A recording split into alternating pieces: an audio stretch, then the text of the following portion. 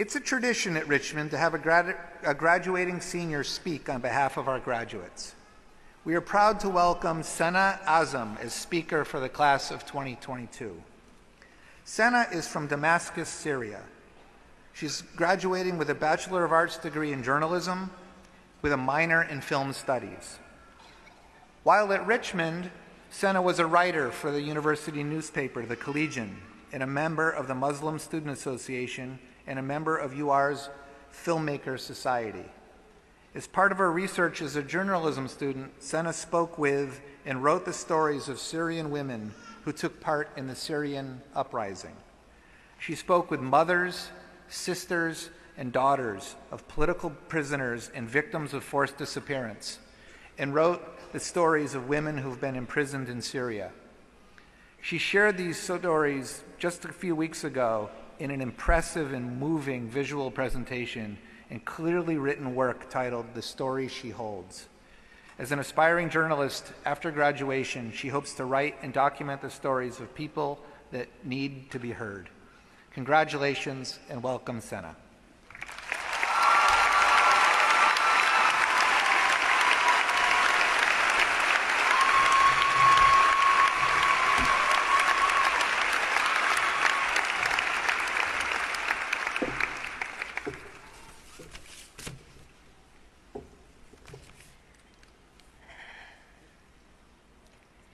It was a quiet summer night, the day I had a final glance of my home city, Damascus, Syria.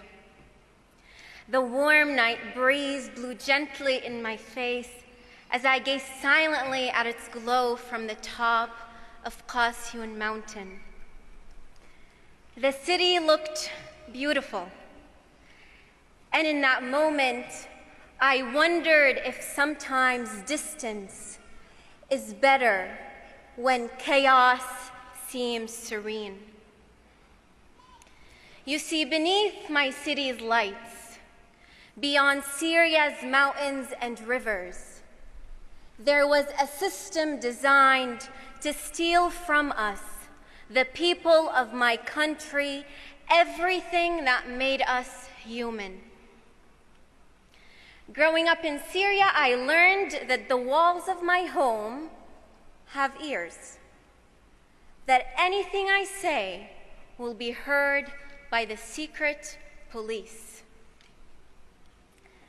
As I was glancing up the lights of my city from the top of Qasyun Mountain that night, I realized one thing.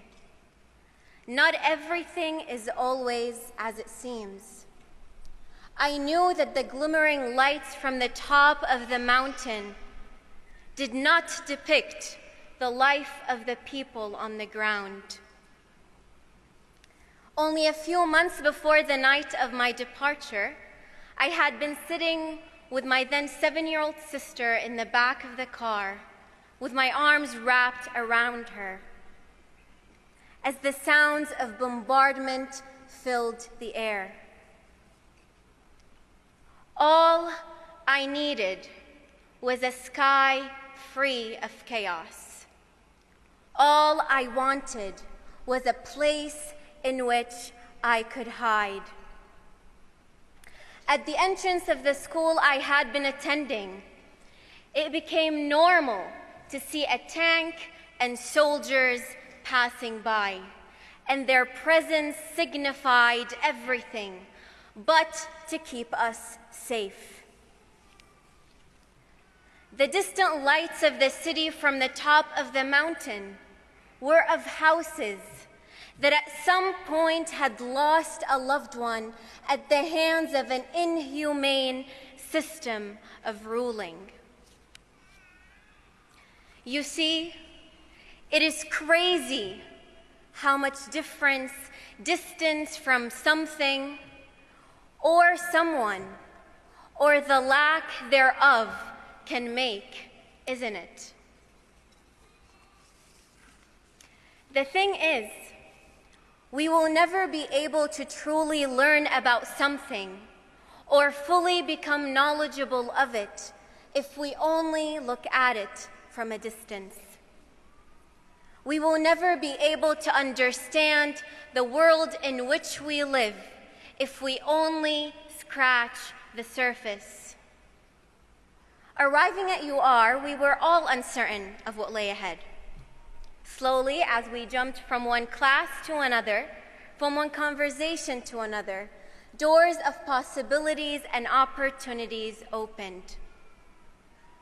Throughout the 4 years, we were able to discover so much about ourselves and about each other. We learned, explored, and challenged ourselves to better understand who we are and who we will become. Coming in, we were a bit lost, going from one strange building to another. Now, in every corner, we engraved a memory, and the place that was once strange became home. Whatever degree each one of us will be graduating with today, let's use it to better connect with one another. Let's use it to build bridges and to knock walls of separation down. Whether it is 4 years ago or 4 years from now, we will always be one web. As students of UR, as people of this globe. What happens here, next door, or thousands of miles away from us is about all of us.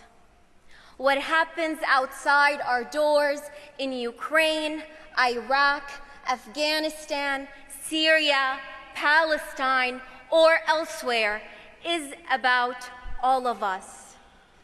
It's about our humanity.